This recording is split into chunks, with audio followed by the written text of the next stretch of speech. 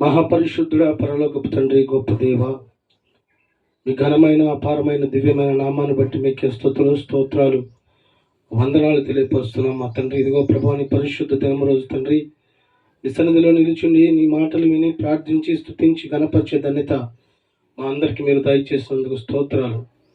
సమస్త విషయాల్లో మీరే తోడే ఉండి బలపరిచి స్థిరపరచమని నజరేయుడైన యేసు నామమున అడుగుచున్నాము మా తండ్రి, ఆమేన్.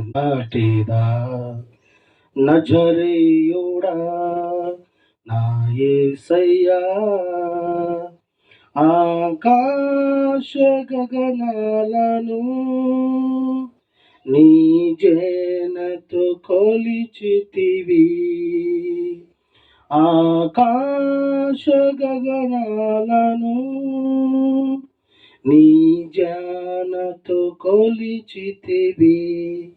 శూన్యములో ఈ భూమిని, శూన్యములో ఈ భూమిని వ్రేలాడదీసిన నా యేసయ్యా, నీకే వందనం, నీకే వందనం, నీకే వందనం, నీకే వందనం.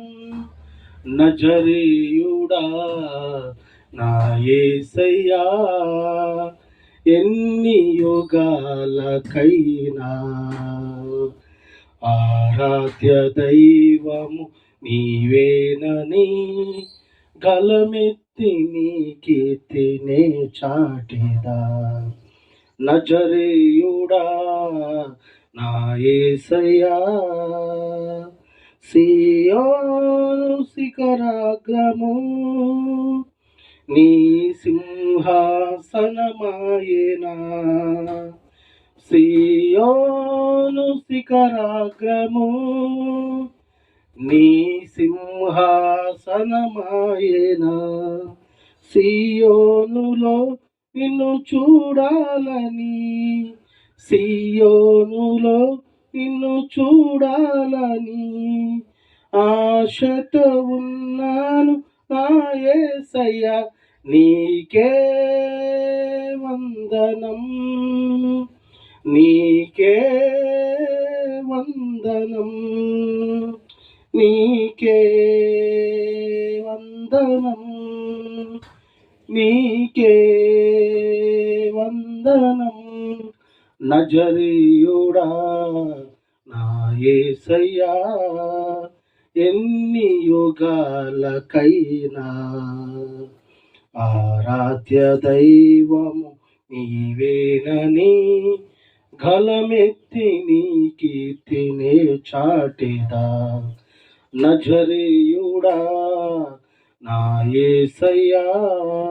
హల్లెలూయా. దేవుని పరిశుద్ధమైన నామమునకు మహిమయు ఘనతయు ప్రభావములు కలుగును గాక. మన ప్రభువును రక్షకుడైన యేసుక్రీస్తు ప్రభువారి పరిశుద్ధమైన శక్తివంతమైన శ్రేష్టమైన నామములో దేవుని బిడ్డలను మీ అందరికీ నా నిండు హృదయపూర్వకపు వందనాలు శుభాలు తెలియపరుస్తున్నాను. సియోనులో నుండి నా ప్రభు మిమ్మల్ని సమృద్ధిగా ఆశీర్వదించి దీవించును గాక. ఆమేన్. ఈరోజు ప్రాముఖ్యమైన సమయంలోనికి మనం వచ్చున్నాం. ప్రతి మనుషు యొక్క జీవితాల్లో నెమ్మది ఉండదు, సమాధానం ఉండదు, శాంతి ఉండదు అనే ఆలోచన కలిగి ఉంటారు. కానీ దేవుని సన్నిధిలో ఉన్న వారికి నెమ్మది ఉంటుంది, దేవుణ్ణి మహిమపరిచే వారికి సమాధానం ఉంటుంది, దేవుని యొక్క కృపలో ధన్యతలో ఎదిగే వారికి నిత్యము దేవుని యొక్క ప్రేమ వారికి ఉంటూ దేవుడే వారికి నెమ్మదిని దయచేస్తాడు. దేవుని కృపలో దేవుడు కాపాడుతాడు. కనుక ఈ నెమ్మది అన్న విషయాల గురించి పరిశుద్ధ గ్రంథం నుంచి 3 మాటలుగా మనం చూడగలిగినట్లయితే, మొదటి మాటగా కీర్తనలు 119వ కీర్తన 165వ వచనములో కీర్తనకారుడు తెలియపరుస్తున్న మాట మనం చదువుతున్నాం. చూడండి. నీ ధర్మశాస్త్రమును ప్రేమించు వారికి ఎంతో నెమ్మది కలదు, వారు తూలి త్రొట్టులటకు కారణమేమీ లేదు. ఇక్కడ పరిశుద్ధ లేఖనంలో దేవుడు తెలియపరిచిన మాటను బట్టి నీ ధర్మశాస్త్రమును ప్రేమించు వారికి, అనగా ధర్మశాస్త్రము ప్రకారముగా జీవించే వారికి, వాక్యానుసారంగా జీవించే వారికి, వాక్యానుసారంగా లోబడే వారికి, వాక్యానుసారంగా కట్టబడే వారికి, వాక్యానుసారంగా ప్రవర్తించే వారికి నెమ్మది కలుగుతుందని పరిశుద్ధాత్ముడు తెలియపరుస్తున్నాడు. అంటే ధర్మశాస్త్రాన్ని ప్రేమించు వారికి, అనగా దేవుని యొక్క కట్టడల ప్రకారము, ఆజ్ఞ ప్రకారము, ఆలోచన ప్రకారము, తలంపుల ప్రకారము, ఉద్దేశ ప్రకారము జీవించాలి. నేను దేవుణ్ణి ప్రేమిస్తే దేవుడు నన్ను ప్రేమిస్తాడు కదా అనేటువంటి ఆలోచన కలిగి ఎవరైతే ఉంటారో వారి జీవితంలో తప్పకుండా దేవుడు నెమ్మదిని దయచేస్తాడు.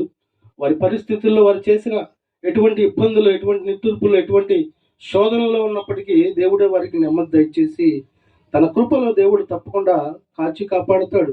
అందుకనే వాక్యం తెలియపరుస్తుంది, నీ ధర్మశాస్త్రం ప్రేమించు వారికి ఎంతో నెమ్మది కలదు, వారు తూలి తొట్టిలకు కారణం ఏమీ లేదు. అంటే దేవుని వాక్యానుసారంగా ఎవరైతే జీవిస్తారో వారి జీవితంలో ఏ శ్రమ వచ్చినా, ఏ బాధ వచ్చినా, ఏ నింద వచ్చినా, ఏ వేద వచ్చినా కానీ వారు కదల్చబడరు. ఒకే రీతిగా ఉంటారు, ఒకే మాటగా ఉంటారు, ఒకే ఆలోచన కలిగి ఉంటారు, ఒకే మనసు కలిగి ఉంటారు. ఆ విధానం ఏమై ఉంటుందంటే దేవుని వాక్యానుసారంగా లోబడి నేను జీవించాలి, దేవుని వాక్యానుసారంగా నా జీవితాన్ని కట్టుకోవాలి, దేవుని వాక్యానుసారంగా నేను ఉండగలిగితే దేవుని ప్రేమ నాలో ఉంటుంది అనేటువంటి అట్టి తలంపు కలిగి, అట్టి ఆత్మీయ జీవితం కలిగి దేవుని బిడ్డలు ఉంటారు. దేవునికి మహిమ కలుగును గాక.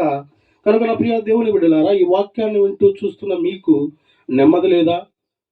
ప్రయాసపడి భారం మోసుకుంటున్న సమస్త జనులారా, నా యొద్దకు రండి, నేను మీకు విశ్రాంతి కలుగు చేస్తానని పరిశుద్ధాత్ముడు తెలియపరుస్తున్నాడు. దేవుని సన్నిధిలో నెమ్మది, దేవుని ద్వారా నెమ్మది, దేవునితో గడుపుట ద్వారా మాకున్నటువంటి సమస్యలు, ఇబ్బందులు దేవుడు తప్పకుండా తీసివేయగలరని వాక్యంతో మనం మాట్లాడుతున్నాడండి. కనుక నీ స్థితి, నీ పరిస్థితిని మార్చుకొని దేవుని వాక్యాన్ని ప్రేమించే స్థితి నీవు కలిగి ఉండగలిగితే నీకు ఎంతో నెమ్మదిని దేవుడు దయచేస్తాడు. నువ్వు ఏ స్థితిలో ఉన్నా, ఏ పరిస్థితిలో ఉన్నా కదల్చబడినీయకుండా దేవుని కృపలో ఎదిగేటువంటి కృప దేవుడు మీకు అనుగ్రహించును గాక. ఆమేన్. రెండవ మాటగా మనం చూడగలిగినట్లయితే సామెతల గ్రంథము 17వ అధ్యాయము, సామెతల గ్రంథము 17వ అధ్యాయం మొదటి వచనంలోనే రెండవ మాట గురించి దేవుడు తెలియపరుస్తున్నాడు.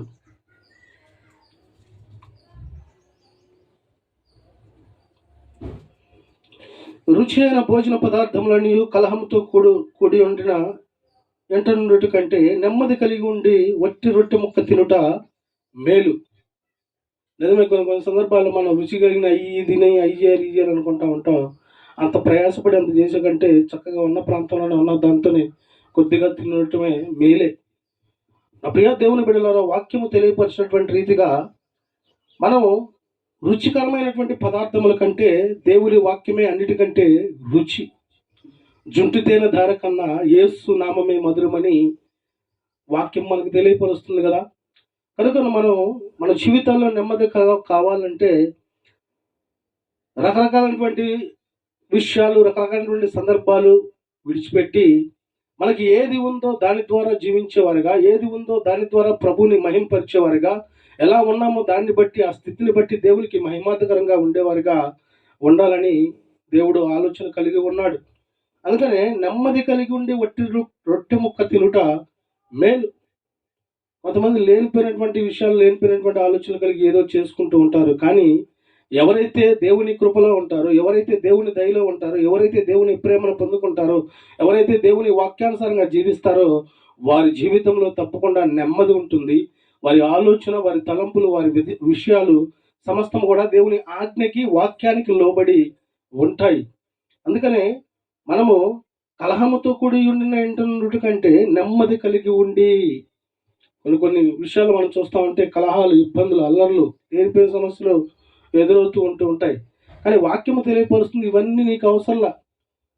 నీకు వేరే రుచి సంబంధించిన అవసరంలా, శరీరానికి సంబంధించిన అవసరంలా, లేకపోతే వేరే వ్యర్థమైన ఆలోచనలు అవసరం లేదు. కానీ నీ హృదయానికి దేవుడికి స్థానం ఏమని తెలియపరుస్తున్నాడు. నువ్వు నెమ్మదిగా లేవా? నీ స్థితి బాగాలేదా? నీ పరిస్థితి బాగాలేదా? తప్పకుండా నీవు దేవుని యొక్క ఆలోచనలో జీవించాలని తెలియపరుస్తున్నాడు. ఒకనొక నాడు దానియేలు గారు షడ్రక్, మెషక్, అబేద్నెగోలు గారికి రాజుగారు ఒక ఆజ్ఞ ఇచ్చి ఉన్నాడు. మీరు నేను ఏదైతే తింటున్నారో ఆ భోజనమే పెట్టండి అన్నప్పటికీ వారు, మీరు తింటున్నది మేము తినకూడదు, అది మాకు అవసరం లేదు, మాకు కలిగింది మేము తింటాం అనేటువంటి మాట తెలియపరిచినప్పటికీ వారి ముఖములు సౌందర్యము వలె ప్రకాశవంతంగా ఉండటానికి గల కారణం ఏంటంటే దేవుని వాక్యానుసారిగా వారు జీవించారు, దేవుని వాక్యానికి వారు లోబడ్డారండి. కనుక నా ప్రియ దేవుని బిడ్డలారా, ఈ శ్రేష్టమైనటువంటి సమయంలో దేవుడు నీతో నాతో మనందరితో మాట్లాడుతున్నాడు. నీ జీవితంలో నెమ్మది లేదా? దేవుని వాక్యాన్ని ప్రేమించు, దేవుని వాక్యానుసారంగా జీవించు, దేవుని వాక్యానికి కట్టుబడి నీ జీవితాన్ని మార్చుకోగలిగితే సర్వ సృష్టిని సృష్టించిన సృష్టికర్త నీకు నెమ్మదిని దయ చేయను కాక. ఆమేన్. మూడవదిగా మనం చూడగలిగినట్లయితే ఇర్మియా గ్రంథము 6వ అధ్యాయము 16వ వచనంలో దేవుడు మనతో మాట్లాడుతున్న మాట. ఇర్మియా గ్రంథం 6వ అధ్యాయం 16వ వచనంలో మనం చూస్తే, యెహోవా ఎలాగూ సెలవిచ్చుచున్నాడు, మార్గములో నిలిచి చూడుడి, పురాతన మార్గముల గురించి విచారించుడి, మేలు కలుగు మార్గమేది అవి అడిగి అందులో నడుచుకొనుడి, అప్పుడు మీకు నెమ్మది కలుగును అని తెలియపరుస్తున్నాడు. ఇక్కడ దేవుడే తెలియపరుస్తున్నాడు. యెహోవా ఎలాగూ సెలవిచ్చుచున్నాడు, మార్గములో నిలిచి చూడుడి. మనం ఏ మార్గంలో ఉన్నామో ఆలోచన కలిగి నిలిచుండి చూచేవారిగా ఉండాలి. ఎలాంటి స్థితి, ఎలాంటి మనస్తత్వం, ఎలాంటి జీవితం కలిగి ఉన్నామో ఒకసారి మనల్ని పరిశోధించుకోవాలి. పురాతన మార్గముల గురించి విచారించుడి.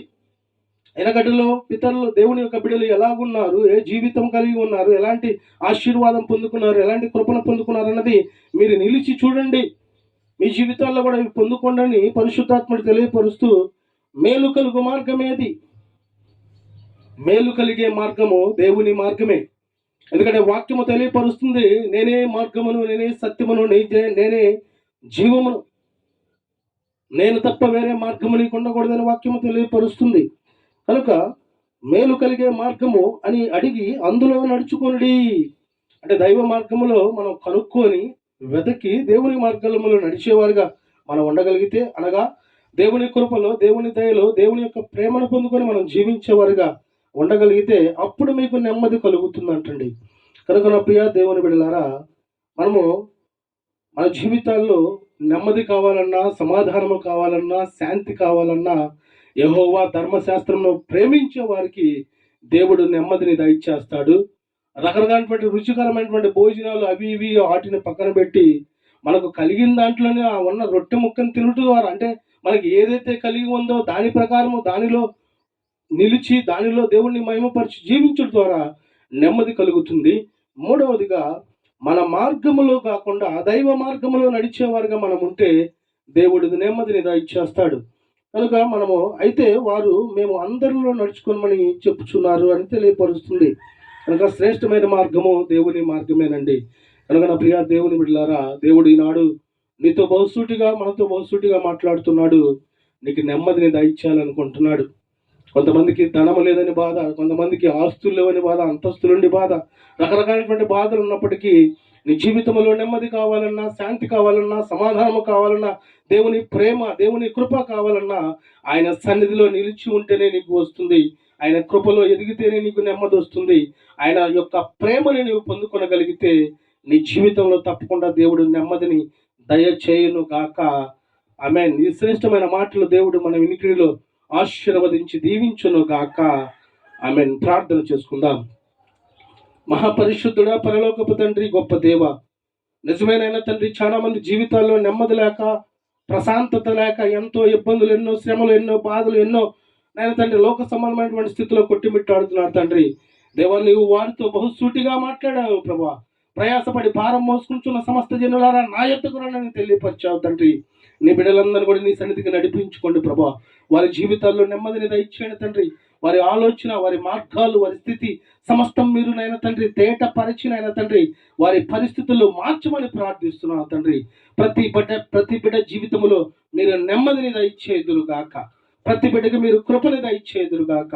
ప్రతి బిడ్డకి నాయన తండ్రి మీ ప్రేమని కుమ్మరించుదురు గాక.